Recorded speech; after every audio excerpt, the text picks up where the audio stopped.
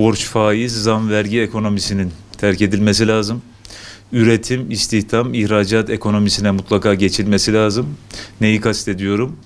Hükümet maalesef 19 seneden bu yana kaynak lazım olduğu zaman bu kaynak ihtiyacını borçlanmayla veya devlet varlıklarını satıp bunları maalesef ki yok ederek veya da millete zamla, vergiyle yük yükleyerek bu kaynak ihtiyacını karşılamaya yoluna gidiyor. Ve elbette ki bu milleti maalesef ki eziyor, bizim tabirimizde suyunu çıkartıyor. Bir de aynı zamanda borçlanmayla kaynak ihtiyacı karşıladığınız zaman Türkiye'nin en yüksek faizlerle borçlanmasından dolayı bu faiz yükü de ayrıca gene milletin sırtına biniyor.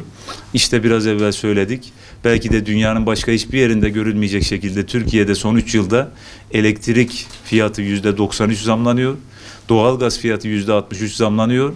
Yurt dışından bir araç alacağınız zaman araç 2000 motorun altındaysa 2 araç parasını devlete veriyorsunuz. 2000 motorun üzerindeyse 3 araç parasını devlete veriyorsunuz.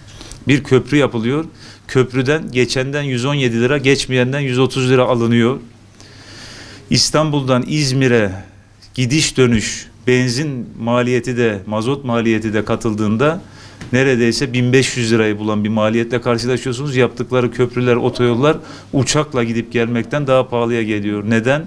Çünkü borç, faiz, zam, vergi ekonomisi yüzünden bunun acilen ortadan kaldırılması, Milli Görüş'ün 54. hükümette ortaya koyduğu gibi milli kaynak paketleriyle Cenab-ı Allah'ın vermiş olduğu zenginliklerle kaynak üretilmesi ve bu kaynakla da milletin derdine derman olunması, önce millet denerek dar gelirli milyonların geçim derdinin ortadan kaldırılıp alım gücünün, refah seviyesinin arttırılması gerekiyor.